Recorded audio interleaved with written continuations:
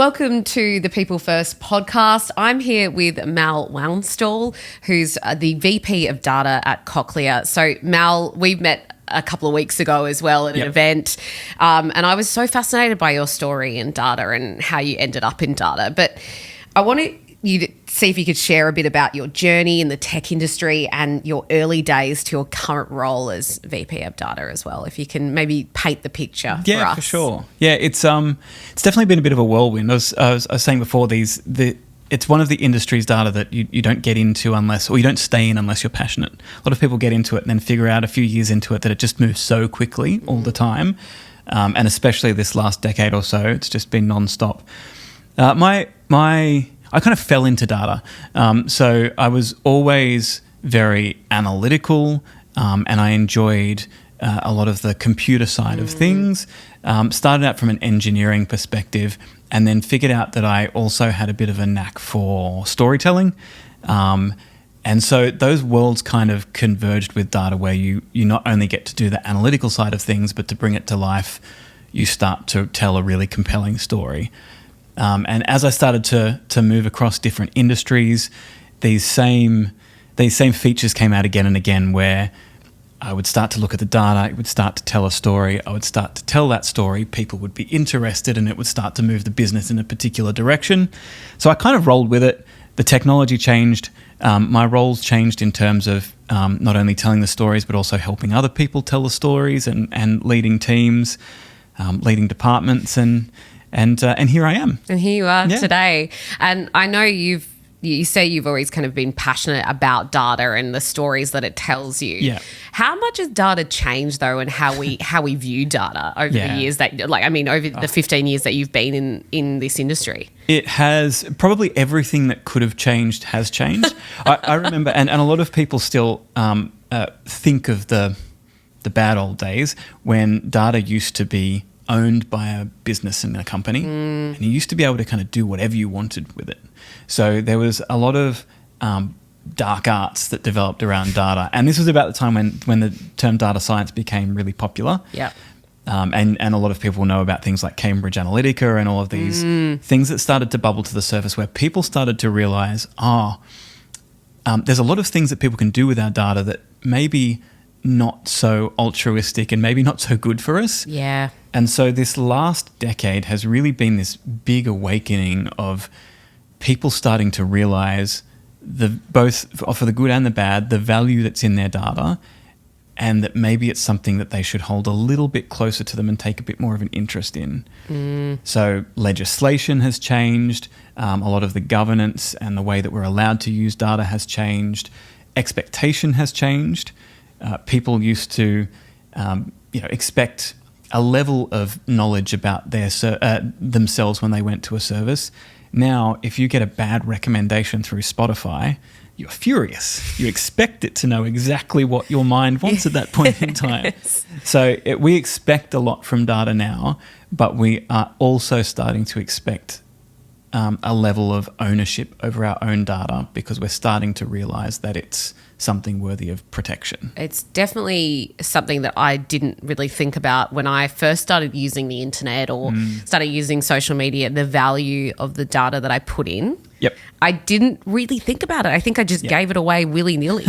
And I feel like it's the moment that I started kind of working with tech leaders, it gave me a whole new perspective on this value of data. And how has that, I guess, informed your personal life as well, when you're kind of just on your social media accounts and maybe you're using the internet, and if a website asks for your details and your email, what do you usually think there? Yeah, there were definitely years where people would look at me like I was wearing a tinfoil hat and wondering why I won't do certain things. I have very, very, very limited social media activity, and that I do is very curated in terms of what I'm giving away from myself. From a data perspective and the agreements that all of us click I agree to as many times as possible, we give away a lot still. And I think the landscape will be different in 5 years' time once legislation catches up. But in knowing what's behind the curtain influences the way you interact with the world quite a lot. And I think it's been difficult for people to understand, because data felt like this amorphous technical thing that you didn't have to understand, I try and get people to imagine it as something a bit more front of mind. Would you let a company come in and put cameras all around your house? So they know exactly what you do, when you're doing it, how you're doing it, who you're interacting with. And obviously everyone would say, no, that's outrageous. Yeah. Why would anyone possibly do that? And yet we do. We allow this virtually through all of the opt-ins that we do through our devices. And the law's slowly catching up, but the amount that organizations are allowed to do with our data is still pretty wide. Certainly. And I do want to talk around the legislation at some point in the conversation as well. Yeah. We did briefly chat about that a few weeks ago at the event that we met at. Now, you've often been described as a data whisperer or a strategist. How do you balance the art and science of technology and people in your leadership approach as well? This has been an interesting one. I have always enjoyed looking at systems working as a whole, and people are no different. People work with their own kind of economies. Everyone has an angle. Everyone's doing something for a particular reason, and this doesn't have to be seen as nefarious. It doesn't have to be seen as, well, everyone's out to get me. It's just that everyone has a purpose and a drive, and I think my experience through data and systems was exactly the same. It's just a much more easier system to predict when it's machines than people. But if I look at leading at scale, having big organizations and leading teams in the hundreds or thousands, the only way that works is if you can start to work out the economies of people, at what drives them, what makes them passionate, and that you can find connections between the outcomes that you want to achieve and those passions, drives, and interests. And as soon as you can get those two to intersect, then you've found a way of people motivating themselves to head in the right direction. And I think that's I guess more of a newer way of leadership as opposed to the old command and control and just whip people until they do what they're told. Get the old whip out. That's right. But it's so much more effective. And I think throughout my leadership journey, I've found that if you can spend the time and make the investment in trying to energize people and get their economies right, then the rest takes care of itself. There was another leader that I spoke to on the podcast previously, and he mentioned the idea of making people think that they actually made the decision themselves to embark on a project, because that gives them their ownership over the project as well. So if something goes wrong, they can put their hand up and say, look, that was me. I take ownership and I'm going to learn from that and work on that. So, but it is around that ownership piece, but empowering them to make those decisions almost themselves. It is. And everyone's got, everyone has an aspect of drive. Look, if they don't, then they need to get off the bus and you need to have that conversation along the way.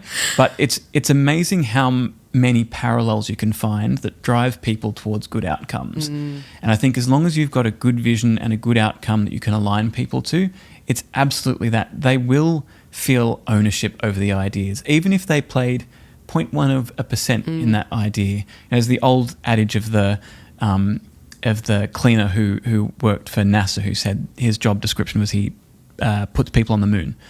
It's that kind of level of buy-in where whatever that mission is, you need everyone understanding that they are the pivotal part in that. And that if any one of those puzzle pieces moves, then we don't get that awesome outcome. We don't get to produce that product, that final product. It's such a good point. I actually love that saying. I'm going to remember that one. Yeah. Now, you've worked across multiple startups in multinational corporations. What are some unique challenges and opportunities you've encountered in these particular settings as well? I've industry hopped a lot. It's always been in data, but I've been in pretty much every single industry, and from big and small. I think the biggest learning for me and something that drives me towards what my next opportunity is going to be is I want to look for somewhere where there's the right ingredients for innovation and change. And that can happen at very, very small startup scale. It can also happen at gigantic multinational scale. You've just got to be able to have the right level of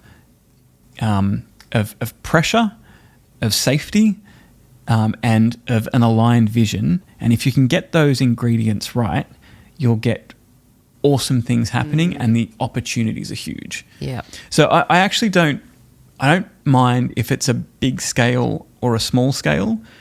I try and look at what's the opportunity for change. How can I try and influence and impact that change? And are the ingredients there for that change to actually be possible? It's really interesting that you say it's actually not really about the size of the company. It's almost about their appetite for change or appetite for taking risks as well and innovation. And now, why was Cochlear that place for you? Yeah, look, Cochlear is such an interesting story. Yeah.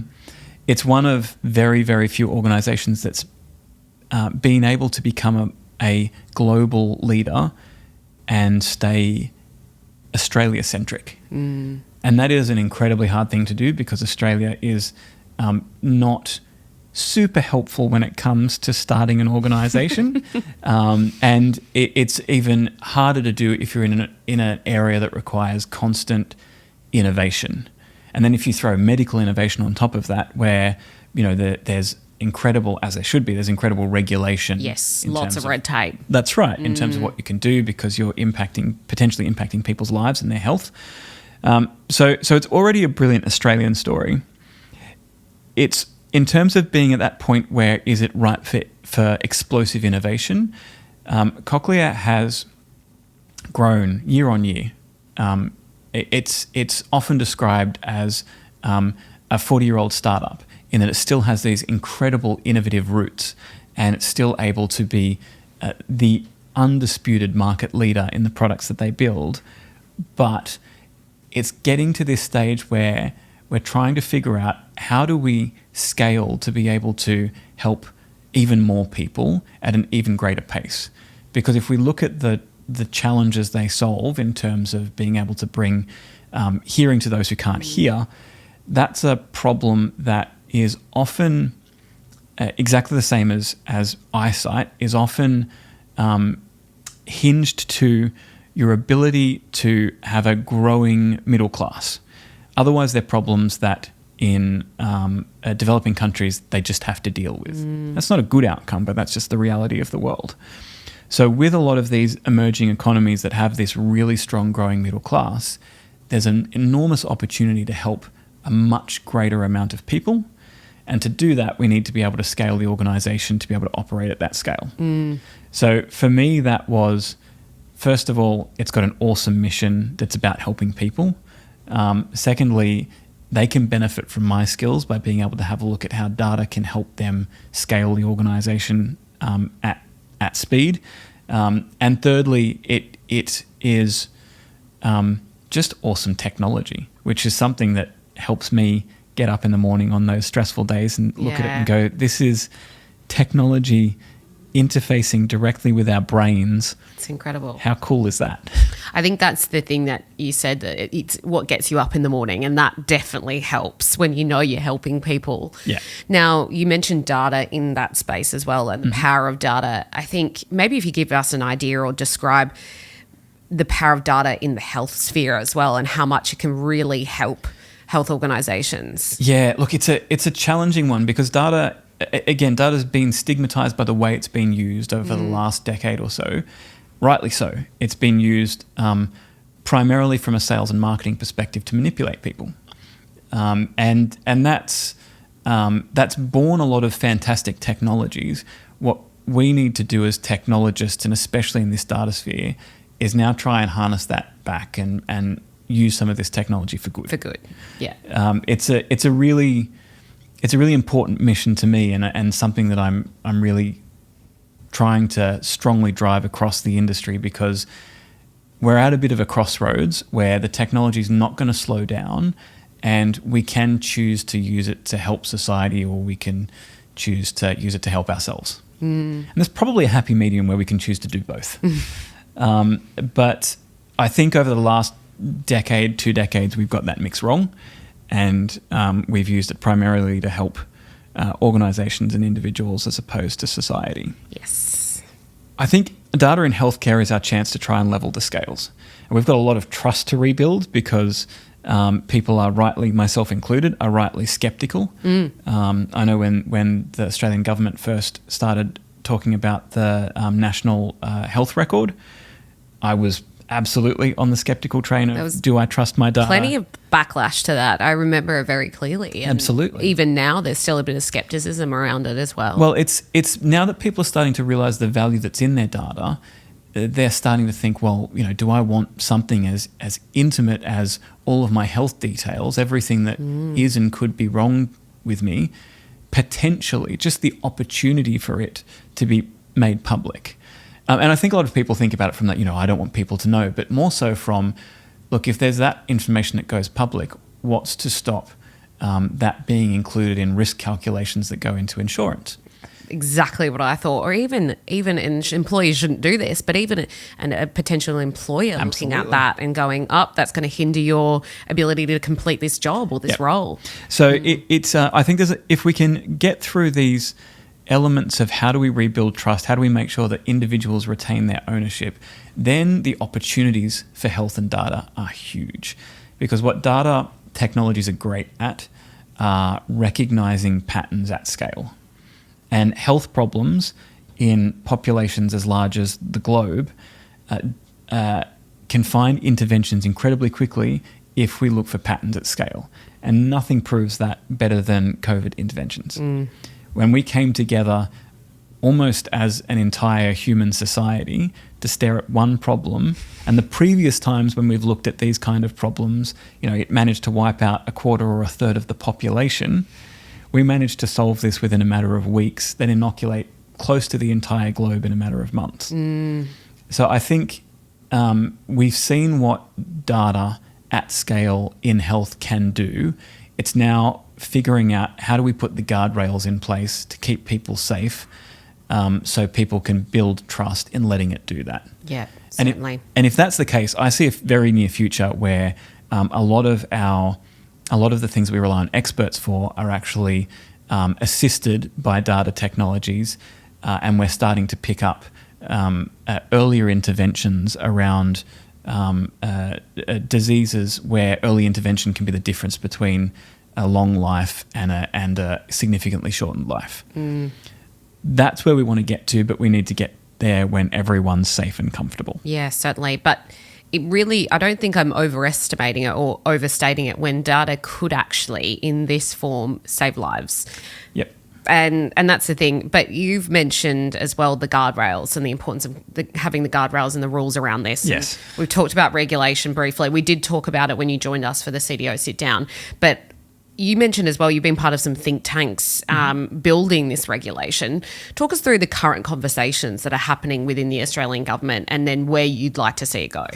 Look, I think it's been we've been on a great journey in terms of data and privacy over the last 7 or so years, and I think that's already progressed significantly. There are now fairly strong regulations in place across Australia through our Privacy Commission and also through our Privacy Act that do things like making data breaches mandatory, reportable, that impose real fine sanctions and in some cases and in some industries potential jail time for certain activities. I think data in general from a privacy space is going in a good direction, and those talks have been really fruitful. What caught government by surprise was the explosion from the Gen AI stuff over the last 18 months. And that has and that's not just Australia, that's the globe. It's definitely a once in a lifetime technological shift, and it is just one of those things that once the cat is out of the bag, you have no hope of putting it back in. So those conversations have been much more interesting over the last 12 months, trying to figure out the right balance between not locking down innovation because this technology has the ability to change lives and save lives, but also not just saying it's a free-for-all, because we know what people do if they're left to their own devices without any regulation. Certainly. And I think as well, not everyone has that altruistic view that you have, that let's use AI and let's use data for good. Unfortunately, we've got people out there that want to use this technology for, to put it in simple terms, bad. Yes. And what I'm hearing in discussions is that we have to use good AI to fight bad AI.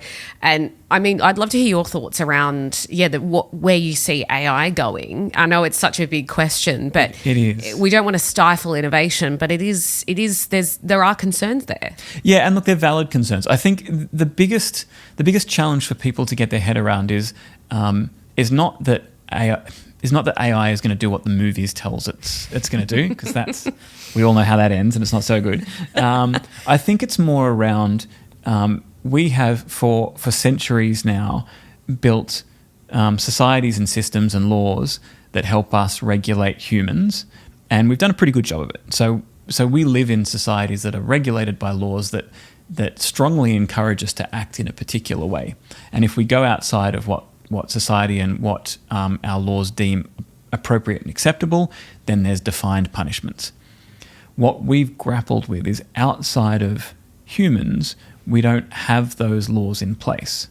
So if we're starting to talk about machines that can make a level of autonomous decision, how do you hold them accountable for that decision? That's the crux, which has been such a hard thing for governments, for lawyers, and for even a lot in the tech industry to try and grapple with, because the only mechanism that we have at the moment, or the strongest mechanism, is to just put a human in the loop and say... Have a human involved. That's right. Mal, this is your fault. If it goes and does something bad... You can take ownership over this. That's right. So I think that actually gives us a really good middle ground for us to be able to move forward safely. And we do that already with a level of automation in machinery.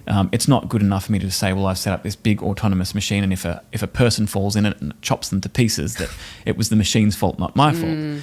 Well, I'm in charge of putting the right safety parameters around that to make sure that the person can't fall in the machine. So I think that gives us a level of safety. Where we're being challenged is if I set up an autonomous machine at the moment, I have a pretty good understanding of the parameters of what that machine can do. And in the world of even some of the classical AI, but definitely some of this generative AI, it's making leaps on its own, which is exactly what we've designed it to do. It's not doing anything we didn't tell it to do, but that means how many levels can I be held responsible for? If a machine starts to reinforce its own thinking multiple times over, how in charge of that am I, and how willing am I to put my neck on the line and say I'll be responsible for that output? So I think that's something for us as society to grapple with.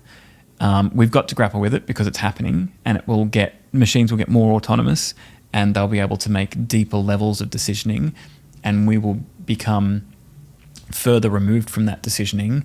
But we do need to have a lot of those responsible AI, ethical AI safeguards in place to make sure that there are equivalent laws that are enforcing the machines than those that are enforcing humans. And I think when I think about data not versus AI, they technically work hand in hand. But for me, I look at the numbers and I go, I can trust the numbers. They're there. Yeah. But with AI and maybe the results that AI give us, I go, but it has biases. It hallucinates. Do you think we can trust AI yet? I mean, that's a very general statement, question. It's a great statement and question, because I think more people need to ask this and then ground themselves into this idea that we have this really strong view in our minds that for a and I'll use robot because it personifies it in people's minds. It makes people think of the Jetsons. For a robot to be worthwhile, it needs to be exact and perfect. And yet then we look in the mirror and we go, but you're all right the way you are. Yeah. Where we hallucinate, we make stuff up, we lie, we have biases, we do all of these things thousands of times a day, and that's okay for us.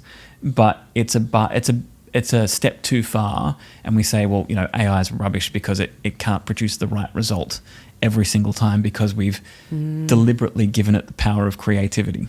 It's a very good point. So I think we need to actually lower the barrier to entry for AI, and start to take it a bit easier on AI. Totally, right? Let's be a bit nicer to AI before it develops feelings. So I think we just need to figure out where our tolerances are in terms of what we accept, because we have rules in place nowadays to accept imperfect humans because we're imperfect. I think if we want to give machines the ability to have a more flexible thought pattern and be able to be creative and innovative, then we've got to accept that they will also do wacky things because we're asking them to do wacky things. And that means taking the good with the bad, and also reinforcing them that when they do wacky things, we nudge them towards the less wacky. Now, we were talking about emerging technologies as well, and I just want to understand how you measure these emerging technologies on platforms to have this measurable outcome as well within a business. Yeah. So, what is success to you when it comes to implementing something like an AI initiative or a data analytics initiative? What does success look like maybe at Cochlear or anywhere you've worked? It's a great question, because technologists love one thing, and that is technology. We actually don't care whether it does anything good. We just want to do something cool. Just want to do something fun. Yeah. Like if it's shining, it does something cool. We are totally so stoked. excited by it. Yeah. So and that's a real problem because because that is the drive for a lot of technologists, is that you want to play with the coolest technology, and often the coolest technology doesn't actually know what it's good at yet. Yeah. And although I did see there's some news with OpenAI and blockchain crypto coming out, I think today. But prior to that, we've had blockchain sitting around for many, many years now, trying to figure out what it's good for. And again, if you, from a technology perspective, from a white paper perspective, this is a cool thing. We just have no idea what this cool thing can actually be used for in a useful way. Yes, and the business objectives behind it all. And you've got to get the buy-in from your C-suite, and you've got to get the buy-in from the board. Yep. And if they think, what's our ROI, what's our business benefit? Well, that's actually, that's an interesting one too, because what technologists, and I include myself in this, have become really good at is just getting people hyped about technology to the point where they actually just say, yeah, that sounds awesome. Go and do that. Let's just do it. Give us AI. We want AI. And so that what we need to do now is actually do this. And I think the funding crunch around the world is actually really good for this one reason. It's bad for a lot of other reasons, but good for this one reason, is that it's forcing people to go back to a value proposition, a real value proposition. Because a lot of technology companies that exist today grew with one mission, and that was to grow. And they actually didn't care about a business model or a return on investment or a value proposition. They were propped up by funds, and their only metric was growth. And the theory was, because a lot of companies exist on the network effect, basically the more people you can get, the harder it is for people to leave your platform. Therefore, just like grow, and we'll figure out the money later. And what we've figured out over time is that obviously then at some stage you need to make money or your business isn't viable, and then you degrade the service to make money, and then we're left with a lot of services nowadays that we're very annoyed about because they're a shadow of what they once were because they're trying to make money. So I think our mission now in terms of what is great tech is allowing us a little bit of leeway to do innovation, and innovation doesn't necessarily have a value proposition other than we want to ideate and do cool things and see what happens. But then to only let that leash out so far before we then come back down to now prove the value. And if you can't prove the value, it's time to pivot or it's time to pull the pin. Certainly. Now, I don't know if you could draw on a moment where in the last 15 years in your career where you thought, wow, the landscape has changed. If there's a pinpoint of a moment where something changed for you and you went, the game has changed, and it's possibly to do with AI, possibly to do with machine learning. But is there any memory that maybe comes to mind off the top of your head? Yeah, there are a couple. Look, it's probably happened more times. A couple of times, yes. I'm prepared to admit. But, I remember one, and this was going back crikey, probably about 10 years now, maybe a little bit more. And that was when so Google at that stage had bought, I think they were called DeepMind still at that stage, which was part of the AI acquisitions that they were making. And this was when the technique called deep learning was starting to emerge, which, in essence is basically trying to mimic some of the structures of a human brain in these neural networks, so in computers. And it was starting to get good at the game of Go, which is a really difficult game for computers to be good at because the predictions are, it's not like chess where there's certain moves that you can say, well, these moves are probably going to be the best moves. The moves are so varied and the combinations were so huge that in classical computing, it was going to be impossible to work out how to beat a human. And there was the best Go player in the world at that time who was coming up against one of DeepMind's models. And he said they were going to go play each other in 5 games on 5 different days, subsequent days. And he said going into it, there is no chance it will win any of the games. It beat him on the first day. Wow. And so he said, all right, I'm surprised at that. Yep. I'm not going to let that happen again. I can see how this happened. Won't happen again. It beat him on the second day. This guy had never been beaten by another human in like years and years and years. At this stage, he started to get nervous. And he said, this has now actually shocked me. I'm actually starting to... I'm a bit rattled. Yeah, reconsider how I do it. It beat him 5 consecutive days every single time. Wow.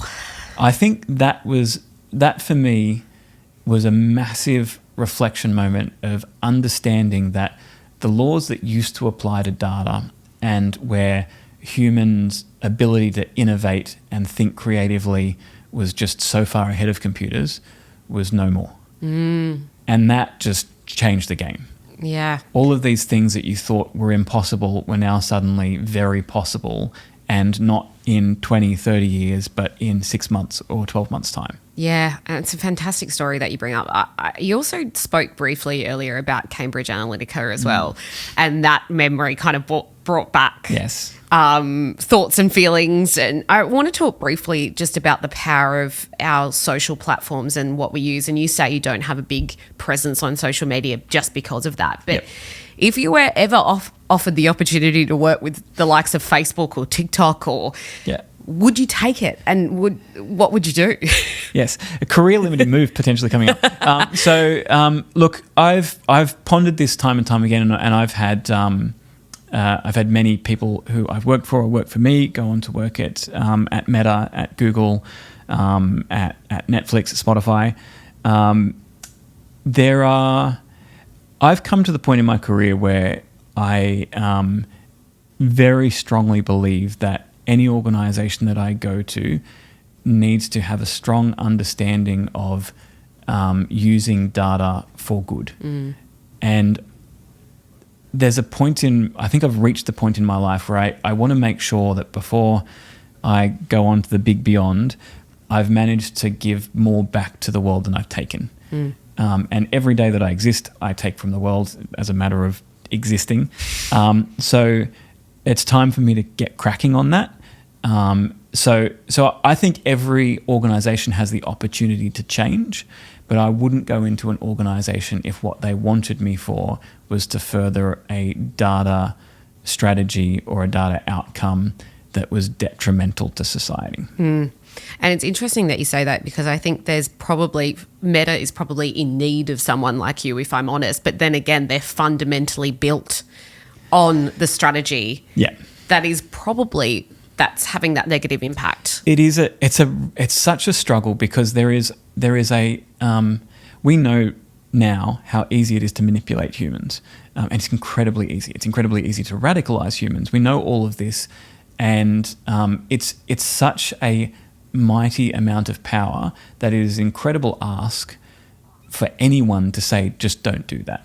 Like, I do understand how big that is of an ask to just say, just be good. Like, just don't do that, because you would know intrinsically that that's a bad thing to do. So I think the pull is too strong. What we need is regulation to stand in. Laws and regulation are what stop humans from going towards those base instincts when not 100% of us can be trusted all the time not to do it. And we all have those weak moments. We need regulation and legislation to step in to help organisations, and I don't want to pick on just Meta, but to help organisations such as Meta make the right decisions going forward. Because if it's left to the hands of the individuals, I think the pull of the power and the pull of self-preservation is going to be too much to pull them in the wrong direction. It's always the pull of money too, I think. It's money talks. It does. And it's so...